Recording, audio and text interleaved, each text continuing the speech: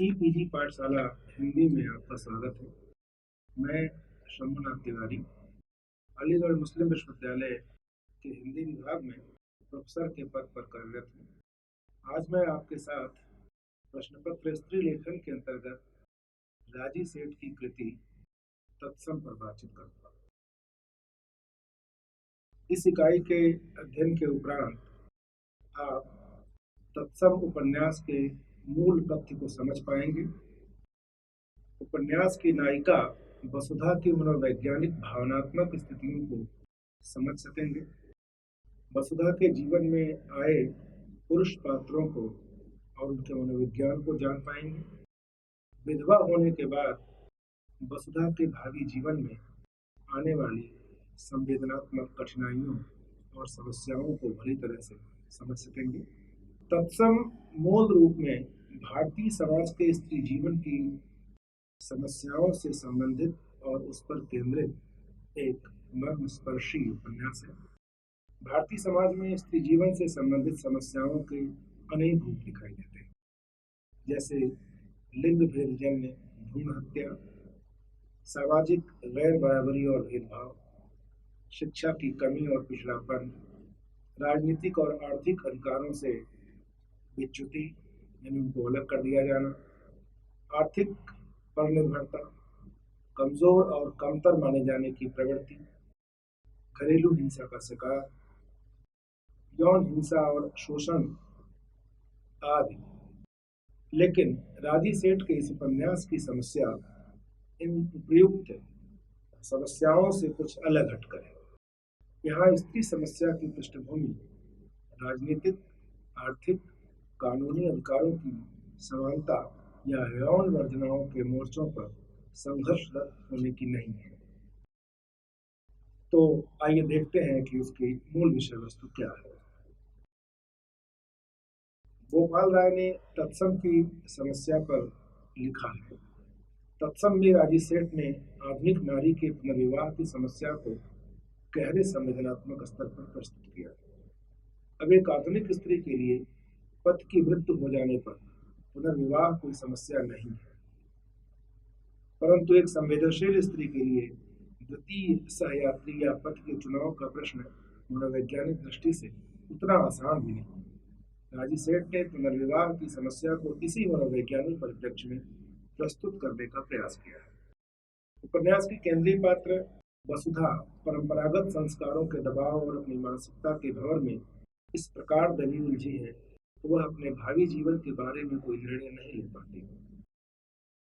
अपने दिवंगत पति निखिल की स्मृतियों से अपने को पूरी तरह से काट कर किसी और के साथ जुड़ने की संभावना उसकी मानसिक बेचैनी और पीड़ा का प्रमुख कारण है। यह संघर्ष परंपरागत संस्कार और नैतिकता को लेकर उतना नहीं है जितना निखिल के साथ उसके गहरे भावनात्मक संबंध को लेकर है। निखिल की मृत्यु के बाद वसुधा विवेक और आनंद से भावनात्मक रूप में जुड़ती है और अंततः आनंद को अपने जीवन साथी के रूप में ग्रहण करने का विकल्प चुनती है। इस निश्चय पर पहुंचने में वसुधा को जिन मानसिक संघर्ष और संवेदनाओं उद्वेलन से गुजरना पड़ता है उसका बड़ा ही प्रभाव उत्पादक बनकर तत्सम में हुआ है। स्पष्ट है कि इस उपन्यास में भारतीय समाज के उस भयावह पूर्ण यथार्थ का वर्णन नहीं किया गया है जिसके कारण आम स्त्रियों को अपने जीवन में प्रायः नारकीय यातनाएं भुगतनी पड़ती है। उपन्यास की नायिका वसुधा आर्थिक रूप से निर्भर है। वह लखनऊ विश्वविद्यालय की शिक्षिका है। उसके सामने पति के जीवित न रहने पर जीविका संबंधी या कोई आर्थिक तंगी का संकट भी नहीं। परिणामतः आर्थिक मोर्चे पर निर्भर स्त्री के सम्मुख आने वाले शोषण की अमानुषिक समस्याओं से वह मुक्त है। इसी प्रकार पति की मृत्यु के बाद वह एक असहाय स्त्री के सम्मुख आने वाली सामाजिक असुरक्षा की विकट स्थितियों से भी वह नहीं गुजरती है। वह एक अच्छे परिवार से संबद्ध है और एक विधवा के रूप में अपने भाई शरद और भाभी के घर में सुरक्षित है। उस पर जबरियां बुरी दृष्टि डालने वाला कोई दिखाई नहीं देता। इतना ही नहीं, उसकी कमाई को भी छीनने वाला कोई नहीं। कहने का भाव यह है कि इस उपन्यास में अपने यौवन अवस्था में ही वैधव्य को प्राप्त एक सुंदर और अकेली स्त्री को अमूमन जिन कटु सामाजिक सच्चाइयों का सामना करना पड़ता है, उसका वर्णन करना यहाँ लेखिका का अभिष्ट ही नहीं। वसुधा के माध्यम से समाज में निहित विधवा स्त्री की समस्याओं को दिखाने के स्थान पर वह किसी एक के प्रति पूर्णतः समर्पित और संवेदनशील स्त्री की हृदयगत वेदना को उकेरने में ज्यादा दिलचस्पी लेती है। उपन्यास के फ्लैप पर अगर देखें तो उस पर लिखा हुआ मिलेगा कि वरिष्ठ लेखिका राजी सेठ का तत्सम अंतरंग के संसार में चल रही उथल पुथल को पकड़ने का उपन्यास है, लेकिन वह मनोविज्ञान की सुलभ बैसाखी पर नहीं चलता। वे जिंदगी को फलसफाई अंदाज में देखती हैं, लेकिन फलसफा का घटाटोप नहीं खड़ा करते। वहीं पर उल्लिखित है कि संशय और द्वंद्व में घिरी वसुधा अपने स्वत्व पर बल देने की शक्ति को फिर से पाती है।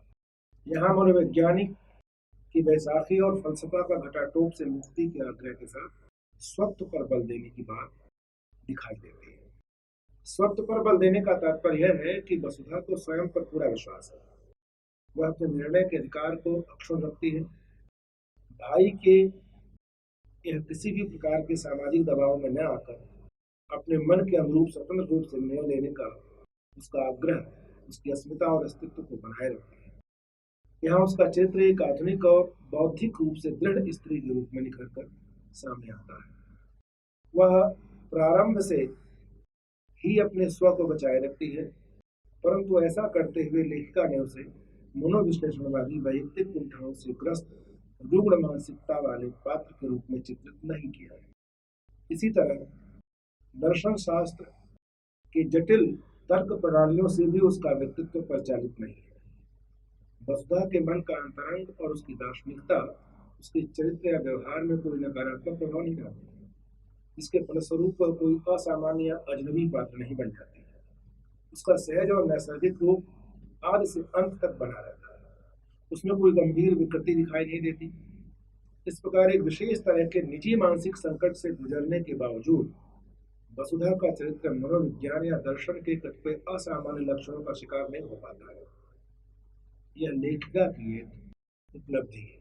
वास्तव में वसुधा की स्त्री पुरुष संबंध विषयक जीवन दृष्टि में एक प्रकार की रोमानियत दिखाई पड़ती है, और यह उसके चरित्र का खास हिस्सा है।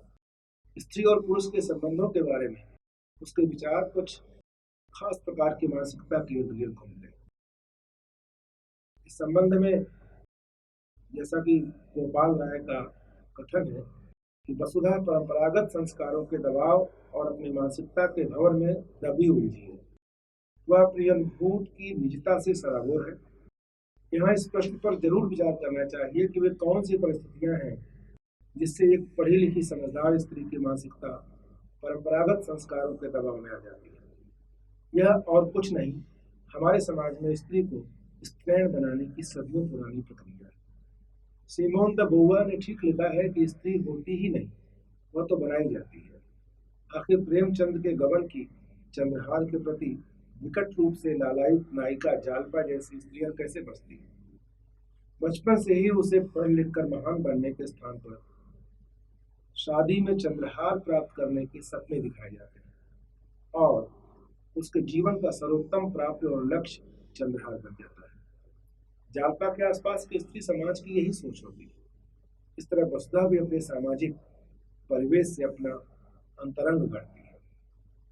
25 वर्ष से नमक न खाने वाली विधवा बार बार अपने पति की चिता में जल जाने को उद्धत स्त्री तथा स्वयं अपनी मां की स्थिति को देखकर अगर उसके मन में एक पवित्रता जैसी रोमानी भावना उद्भूत होती है, इसमें कोई आश्चर्य नहीं है। उसके समाज ने उसे यही दिखाया और सिखाया है, जहां एक बिंदु पर आकर जीवन की सारी संभावनाएं समाप्त हो जाती हैं। स्त्री जीवन लगभग नियतवाद का शिकार बनकर निराशावादी, बोझिल, नीरस और एकांतिक बन जाता है। वसुधा के साथ ऐसा ही होता है। इसलिए प्रगतिशील और रैशनल रूथ की बातें उसके लिए असहनीय होती है। उसका मन उससे विरक्त होकर बिल्कुल भी सहमत नहीं होता। रूथ कहती है, जानती हो, बड़े से बड़े दुख से निकलने का रास्ता हमारी कल्चर में है। तुम लोग लेकर बैठ जाते हो, शहादत का कोई मौका छोड़ना नहीं चाहते। सारी हिम्मत सहने के लिए क्यों, जीने के लिए क्यों नहीं? वह भी क्या छोटा चैलेंज है? बल्कि एडवर्सिटी से निकलने के लिए तो कहीं ज़्यादा हिम्मत चाहिए होती है। One needs more resistance, more life force. बैठे रहने या समझौता कर लेने में कोई बड़ा चैलेंज है? रूथ की इन बातों की प्रक्रिया में वसुधा की सोच को देखा जाना चाहिए। अब अपने मिट्टी के विरुद्ध जाना, अपनी गढ़न के भी आगे निकलना कैसे कर सकता है कोई? निर्मम लगा करती थी रूथ की बातें, निष्ठा से रहित। वह चाहे अपने को जीवन के प्रति कितना भी निष्ठावान या अपने रवैये को कितना भी रचनल समझे, सहज नहीं होता था उसका दुस्साहस। इसी देश में, इसी देश के अन्न पानी पर रहते हुए यहीं की मान्यताओं की ऐसी तैसी करने में लगे रहना तन बदन फूकने लगता है। इस संबंध में गोपाल राय की टिप्पणी महत्वपूर्ण है। एक संवेदनशील स्त्री के लिए द्वितीय सहयात्री या पद के चुनाव का प्रश्न मनोवैज्ञानिक दृष्टि से उतना आसान भी नहीं है। राजी सेठ की औपन्यासिक कृति तत्सम की नायिका वसुधा का संघर्ष अपनी निजी भावनाओं को आजीवन अक्षुण्ण बनाए रखने की ललक के बरक्स जीवन की व्यावहारिकता के चुनाव के अंतर्द्वंद में पिसती हुई स्त्री का आत्मसंघर्ष है। इसलिए उसका यह संघर्ष बहुत कुछ आंतरिक है और उसके मानसिक उथल पुथल का कारण है कि पति निखिल की अकाल मृत्यु के बाद पुनर्विवाह के लिए उस पर पड़ता हुआ पारिवारिक दबाव। उसके प्रगतिशील भाई शरत और भाभी उसे व्यवहारिक बनने की सलाह ही नहीं देते, दबाव भी डालते हैं। शरत का कहना है कि इतना विवेक तो पक्षियों में भी होता है कि एक जगह घोंसला तोड़ दो तो दूसरी जगह बनाने बैठ जाते हैं। भाभी अनुभव करती हैं कि आजकल की तरह मर्दों की दुनिया में रहना पड़ता तो पता लगता कि भेड़ियों के बीच रहना कैसा होता है। हर वक्त नोचने को तैयार बैठे रहते हैं, कहाँ तक अपने को बचाते फिरो। फिर इसका भी क्या भरोसा कि अपना ही पैर हर जवान और खूबसूरत विधवा के साथ यही संशय जुड़ा होता है कि वह कहीं उसके पैर बहक न जाए और घर की इज्जत आबरू का कबाड़ा ही न कर दे। वसुधा उसके हित के लिए कही गई भैया भाभी किस तरह की है इनकी हित चिंता। माथे पर पड़े संदूर की तरफ पोंछ डालना चाहते हैं निखिल के साथ जुड़ा जीवन खंड, जैसे कि पेंसिल से लिखी गई थी वह हमारी सारी इबारत रबर लिया और मिटा दिया। अपने भैया भाभी की व्यवहारिकता पर व्यंग करती हुई वह कहती है, तुम लोगों के लिए तो मरते ही दूसरे के अंदर से भी मर जाता है इंसान। वसुधा अनुभव करती है कि विधवा होते ही दुनिया का कोण बदल जाता है। यह दुनिया हर पल दया करुणा बेचारी की टोकरी को उसके सिर पर औधा कर देने को तत्पर रहती है। सभी उसके हित सहानुभूति और सलाह देने लगते हैं। इस सलाह के पीछे वही पुंसवादी स्त्री मूल्यों का भी भय ज्यादा दिखाई देता है। स्त्री की हित चिंता कम दिखाई देती है। किसी को उसे इस भेड़िया समाज से बचाने की चिंता है तो किसी को उसे अनैतिक करने की संभावना से। उसके मन और उसकी भावनाओं की चिंता किसी को नहीं। जिस निखिल को वह सच्चे हृदय से प्रेम करती थी उसे वह कैसे भुला सकती थी? वह कैसे कहे कि जीवन साथी का बिछोह जूता टूट जाने पर नया जूता ले आने जैसा, या घड़ी बिगड़ जाने पर दूसरी घड़ी खरीद लेने जैसी बोध नहीं है। जूता टूट गया दूसरा ले आओ, घड़ी बिगड़ गई दूसरी खरीद लो, कपड़ा फट गया दूसरा सिलवाओ, और यह जीती जाती जिंदगी। एक पति के मरने पर दूसरे पुरुष के साथ विवाह का विचार उसे बड़ा अटपटा लगता है। यह जिंदगी है या काट का कोई शहतीर, जब जहां चाहा काट दिया गया।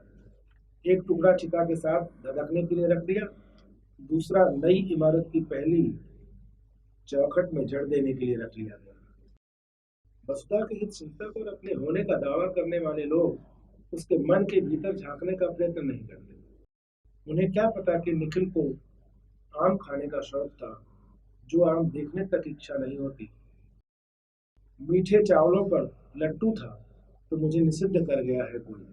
आलू का भुर्ता, आंवले की चटनी, पुल के नीचे का निर्जन रास्ता, पन्नालाल घोष का बांसुरी वादन, युद्धों के कथानक पर बने चलचित्र, छुटपुटे की बेकरी, भूरे चिकने कंबल की गरमाई। कौन है जो इन सबको छूने जाती उंगलियों की पोरों को शून्य कर देता है? एकाएक कोई तो है भीतर, कोई तो जाहिर है कि वसुधा के भीतर निखिल ही निखिल है। उनकी स्मृतियां ही स्मृतियां हैं। वह जानती है कि स्मृतियों के सहारे जीवन नहीं चलता। और निखिल जमीन नहीं है, यथार्थ नहीं है। निखिल स्वप्न है, स्मृति है, अनुपस्थिति है, प्रार्थना है, अभाव है, पूर्ण अभाव। वह इस पूर्ण अभाव के साथ ही संतुष्ट है। अपनी स्थिति के लिए उसके मन में बदलाव की न चेष्टा है न इच्छा। पर लोगों को इसकी कहाँ परवाह। एक के बाद एक वर की तलाश की जाती है। ये योग्य वर सिर्फ अपना स्वार्थ लेकर आते हैं, सौदा करते हैं। स्वयं वसुधा के शब्दों में नाम अलग अलग है, लोग वही के वही। एक आए थे, उन्हें बच्चों की माँ चाहिए थी। दूसरे को तगड़े वेतन वाली कमाऊ औरत। उन्हीं में से एक को निवृत्ति के बाद कार्टून जींस की जरूरत थी। और किसी एक को अपनी देह की चुप्पी को आजमा लेने की हौस। इस पूरी प्रक्रिया में अपने को सजा सजाकर परोसे जाने की लज्जा उसे आत्मघाती लगती है। लोग आते हैं, जाते हैं, नापते हैं, तौलते हैं, कोसते हैं, लहूलुहान करते हैं, और तो और अपनी पुरुष प्रभु सजगता में फैसले का अधिकार भी अपना ही समझते हैं। क्यों न हो। नियत के पेड़ से अधपके फल की तरह टूटी वसुधा के लिए उतनी उदारता तो जरूरी है। उसकी ओर से मना कर दिए जाने पर कितनी आहत सी दिखती है आत्मघोषित श्रेष्ठता की उनकी छवि। राजेंद्र यादव की मान्यता है कि राजी सेठ की कथा रचनाएं पुरुष द्वारा स्थापित नैतिक मान्यताओं और लक्ष्मण रेखाओं को चुनौती देने से प्रायः कतराती और उसी दिए गए स्पेस में अपनी सार्थकता तलाश करती है। दार्शनिकरण की मुद्रा। यहाँ तत्सम के संदर्भ में यह कथन पूरी तरह से लागू नहीं हो पाता। वसुधा अपना मार्ग स्वयं तय करती है। उसे तलाश थी एक ऐसे पुरुष की जो उसे सम्मान, अपनत्व, साहचर्य, प्रेम, संरक्षण, सुरक्षा, सेवा, मित्रता सब एक साथ दे सके। इसके विपरीत उसके हितैषियों को उसे शीघ्रता से किसी खूंटे में बांध दिए जाने की जल्दी थी। इसमें वसुधा के मन में घोर विरक्ति की भावना जगने लगती थी। क्यों? पर क्यों? भीतर कुछ तपने लग गया है। इसलिए जरूरी है किसी ने किसी के गले में बांध देना। बैल के गले में पड़े लक्कड़ के लटकेपन को सार्थकता समझने की हट करना, क्या वही एक समाधान? वही एक पगडंडी, वही उद्देश्य है जीवन का अंतिम। किसी को भी उसके मन के को समझने की आवश्यकता नहीं थी। किसी ने उसका पक्ष जानने की कोशिश नहीं की। इसलिए वह दुखी और निराश थी। लेखिका ने स्पष्ट शब्दों में उसकी मनस्थिति का वर्णन किया है। कोई तो ऐसा लगे जिसे देखकर जीने की उत्कंठा मन में जागती हो, जिसके सत्य को मुट्ठी में भींच लेने का जी चाहे। विवेक वह पुरुष है जिसे देखकर वसुधा के मन में ऐसी भावना जग जाती है। विवेक अन्य पुरुषों की तरह लोलुप नहीं है। उसमें यथोचित शालीनता और शिष्टता है, जिसका अच्छा प्रभाव वसुधा पर पड़ता है। भली लगी है यह सहजता, एकदम घरेलू सी आत्मीयता। कोई हड़बड़ी नहीं, उछाल उबाल नहीं, कोई अभद्र जिज्ञासा नहीं, कोई बहुत निजी बात नहीं, एकांत का कोई आग्रह नहीं, प्रश्नों की कुल्हाड़ी हाथ में नहीं। जिस प्रकार की संवेदनशीलता वसुधा में थी, वही संवेदनशीलता विवेक में थी। संबंधों में जो आत्मीय समर्पण, निष्ठा और प्रतिबद्धता वसुधा की दृष्टि में आवश्यक थी, वह विवेक में थी। भाव और विचारों में ही नहीं, जीवन जगत परिस्थितियों में भी विवेक वसुधा की तरह का ही जीवन जी रहा था। वसुधा विवेक से पूछ बैठती है, क्यों चुपती रहती है घर में? इस पर शंकर विवेक का प्रतिप्रश्न पूछ सकता है, यह उत्सुकता है मेरे बारे में या किसी चटपटे किस्से को जानने का चाव? इस प्रकरण की पंक्तियां दृष्टप है। चोट अचूक थी, अशिष्ट भी घायल करती चली गई। किस्सों में जीने वालों को जरूर होता होगा ऐसा चाव। असली जिंदगी में तो अलाव ही जलते देखे, वह भी पता नहीं कितने कितने अंदर। आवाज थरथरा गई पूरी तरह। आपको कैसे मालूम? वह धार पर चमकती तेजी बुझ सी गई। कैसे मालूम अलाव भीतर जलते हैं? खूब मालूम है। इससे क्या फर्क पड़ता है कि उसमें खपच्चियां आम की हों या अरहर की? किस तरह का दर्द किसी के लिए संविधा बने? संबंधों को लेकर विवेक द्वारा बढ़ती गई ईमानदारी वसुधा को विवेक के प्रति आकर्षण का कारण बनती है। अपनी स्वर्गवासी प्रेम का श्रीन को याद करते हुए विवेक कहता है, मैं कहता हूँ मैं वह नहीं हूँ श्रीन को उसके हवाले कर देने वाला। आप ही बताइए, मिट्टी में गाड़ देने से सब मिट्टी हो जाता है क्या? शरीर ही सब कुछ होता है, मन कुछ नहीं होता। इस प्रकार सोच के स्तर पर वसुधा विवेक को अपने करीब पाती है। जिस अतीत के भंवर में फंसी हुई वसुधा थी, उसी अतीत में भटकते विवेक से वह कहती है, उस निर्विकल्प नियम के विरुद्ध तुम नहीं जा सकते। इच्छा अनिच्छा में तय नहीं कर सकते उसके होने न होने के बीच का फर्क। उतना स्वैच्छिक नहीं है विधान इस धरती का। होता तो वह सब कुछ कैसे हो पाता जो मेरे अपने साथ हुआ। मैं भी तो वहीं खड़ी थी, उन्हीं पड़ावों पर, अतीत अभाव में, वर्तमान रिक्त भाव में, भविष्य अनिश्चित। मेरी भी वैसी थी यात्रा, तुम्हारे समान तत्सम। आगे भी वह विवेक से कहती है, क्या तुम्हें भी पता है विवेक, यह जो कुछ भी मेरे भीतर जागा है, यह सब कैसे हो सका? तुम्हारे सानिध्य में मैंने इसे कैसे पा लिया? तुम्हारे और अपने चारों ओर घिरे अंधेरे के बावजूद इसे पा लेने पर लगता है अंधेरा कुछ भी नहीं होता, होता है प्रकाश का अभाव। उजालने वाली, उष्णाने वाली, अलगाने वाली शक्ति का अभाव। विवेक को सामने पाकर वसुधा के जीवन में आशा की एक किरण जगती है।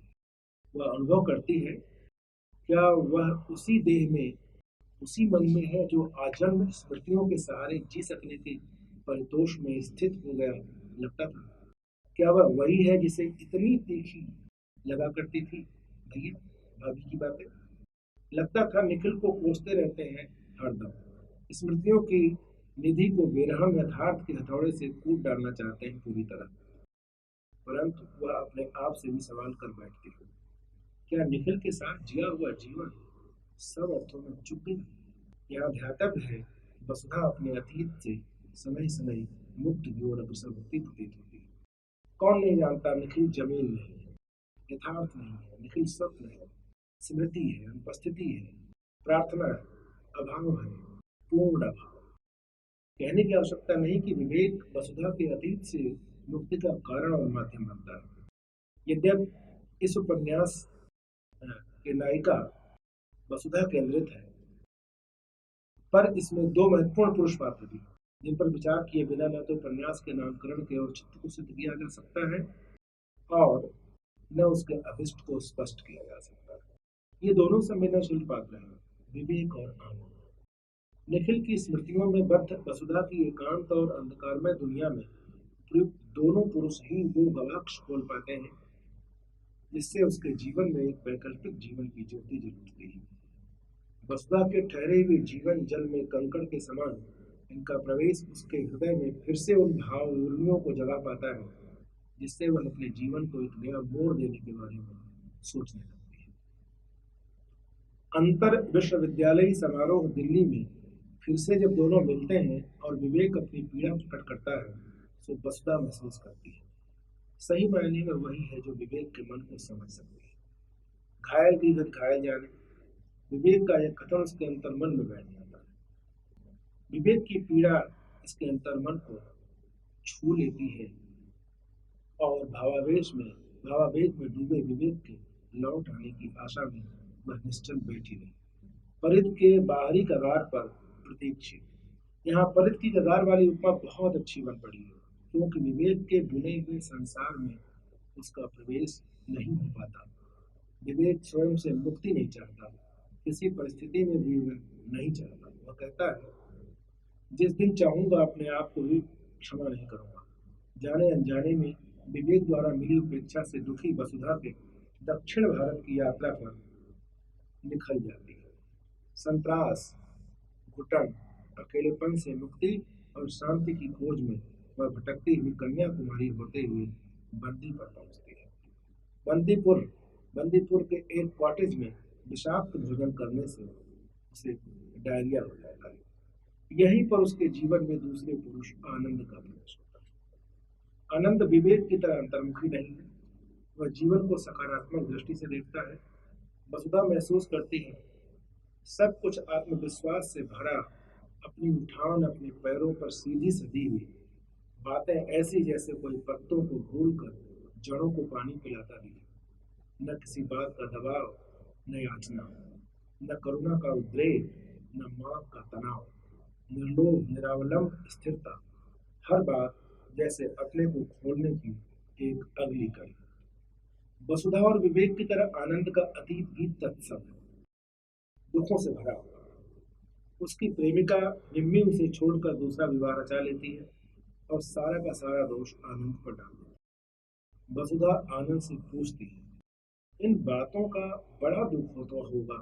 इसका उत्तर देते हुए वो कहता है, क्या तुम्हें नहीं लगता कि हमारी जिंदगी की सारी कश्मकश अपने दर्दों से आगे चल निकलने की है? दर्द के साथ क्षण प्रतिक्षण इम्पर्सनल होते जाने की, या कहो कि अपने दर्द के साथ अकेला छूटते जाने की ट्रेजेडी से बच पाने की है। आनंद द्वारा वसुधा से प्रेम निवेदन करने पर वसुधा आनंद को एक छोटा सा पत्र लिखती है। नहीं जानती मुझे क्या तय करना है। तय कर पाने की आखिरी सीमा मेरे लिए किसी निर्णय को छू पाना नहीं, परंतु उस भरोसे को गंवा चुके होना ही मेरा सीमांत है। अंतर्द्वंदों में घिरी वसुधा लिखे गए पत्र को फाड़ कर फेंक देती है। वह महसूस करती है विलुप्त हो गई उलाहने की कलमश, आहत अपमानित हुए होने की मैली सनी पीड़ा, साथ ही पीड़ा की भंवर में ठहर गई सड़ान की काली स्मृति। क्षमा, अपने को भी क्षमा, बेगाने को भी क्षमा। अपनी लावारिस हो गई जिंदगी के सफर को पूरा करके और आनंद को घर आने का निमंत्रण देकर उन्मुक्त मन से जब वह लखनऊ अपने घर पहुंचती है, तो वहां उसे विवेक द्वारा भेजे गए 3 पत्र प्राप्त होते हैं, जिसमें विवेक वसुधा के प्रति किए गए व्यवहार के प्रति लज्जित होता है। वसुधा को लिखता है, जो शून्य तुम छोड़ गई हो वह अब तक के जाने हुए महाशून्य से ज्यादा सच, ज्यादा सर्वग्रासी है। उसमें एक चेष्टा है, एक अर्ज, एक मांग, किसी साक्षात सशरीर सच्चाई को छू सकने की अदम्य व्याकुलता। आगे वो लिखता है, यूथ फेस्टिवल में तुम्हारा आना मेरे लिए कायाकल्प था, जीवन का अलभ्य आह्वान। विवेक को लगता है अतीत की कब्रगाहों में बंधक पड़ी जिंदगी को जीवन की पुकार मिल गई है और उस जीवन को सार्थक बनाने के लिए उसे वसुधा का साथ चाहिए। चाहती यही हूं कि मुझे सदैव भाव से चाहे लेना, दया भाव से नहीं, नहीं अपने उखड़े पुखड़े जीवन को समझौता मुझे समझना। तुम्हारे सत्यों का प्रत्युत्तर मैं बन पाऊं तो ही मुझे स्वीकार। वसुधा अनिश्चय की स्थिति में विवेक द्वारा भेजे गए पत्रों को आनंद के पास भेज देती है और उसका निर्णय जानना चाहती है। आनंद वसुधा के प्रत्युत्तर में लिखता है, तुम चाहती हो कि यह जान समझकर मैं तुम्हें स्वयं ही मुक्त कर दूं या अपने को समेट लूं। चाहे मुक्त जैसी चीज कोई किसी को नहीं दे सकता, उसे स्वयं अर्जित करना पड़ता है अपने भीतर से। वैसे ही जैसे बंधन भी कोई किसी को नहीं दे सकता, वह भी बंधन के प्रति अपने स्वीकार से ही पैदा होता है। वसुधा अपने अंतिम पत्र में जो विवेक को लिखती है, उसमें वह स्पष्ट कर देती है कि राजीव ने जो कुछ कहा है वह सच है। इस प्रकार वसुधा पारंपरिक अनाचारों को सहती एकदम घरेलू नारी होने के स्वीकार से परहेज करती रही। उसे तो अपना अस्तित्व बचाना था, सो बचा लिया। वह भारतीय संस्कारों में रहकर भी आधुनिक प्रगतिशील स्त्री का प्रारूप दे जाती है, जिसमें नारी का मान सम्मान और अधिकार समूचा का समूचा सुरक्षित है। एक भटकन के बाद उसे यह सब प्राप्त होता है। भाभी उसे इस भटकन से रोकना चाहती है, परंतु न उसका मन मानता है और न मस्तिष्क। वह अपने अस्तित्व को प्राप्त करके ही सुखी हो सकती है। आनंद की ईमानदारी और उसके घर के प्रति आसक्ति वसुधा को एक ठिकाना दे जाती है, जिसमें उसका सत्य विभूषित है, चरम सत्य। एक स्थिति थी जब वसुधा को घर सड़ियल लगते थे और अंत में इसी घर में आने का निमंत्रण वह आनंद को सगर्व देती है। अपने स्पष्ट दर्शन, अपने आप के प्रति ईमानदारी व अपनी दूरदर्शिता के कारण ही वसुधा उस दक्षता को प्राप्त हो जाती है, जिसमें से एक ऐसा यंत्र निकलता है जो सामने बैठे पुरुष की उष्मा, उष्णता ईमान, सत्य, प्रेम, लगाव आदि को एक वैज्ञानिक प्रामाणिकता के साथ पढ़ नाप सके, उसे वास्तव में तत्सम की प्राप्ति हो जाती है। इस प्रकार उसकी स्वाभाविकता की खोज संपन्न रूपेण फलीभूत होती है। कहा जा सकता है कि वसुधा अपने जीवन साथी का चुनाव स्वयं अपने मन के अनुकूल करती है और स्त्री का यह अधिकार वह किसी भी कीमत पर अक्षुण्ण रखना चाहती है। वस्तुतः हम कह सकते हैं कि राजी सेठ का उपन्यास तत्सम वसुधा के माध्यम से एक ऐसी स्त्री की व्यथा कथा को हमारे सामने प्रस्तुत करता है जिसकी समस्याएं उन परंपरागत समस्याओं से कुछ अलग हटकर है, और इसी बहाने से, वसुधा के बहाने से स्त्री मनोविज्ञान का एक अलग रूप हमारे सामने आता है। निसंदेह समकालीन दौर के रचनाकारों में राजी सेठ का एक प्रतिष्ठित नाम है और उनका उपन्यास तत्सम स्त्री को, उसके मनोविज्ञान को, उसके विमर्श को एक नए धरातल पर हमारे सामने प्रतिष्ठित करता है, और इस तरह से उनका यह उपन्यास एक नए तरीके से, नई दिशा में सोचने के लिए विवश करता है।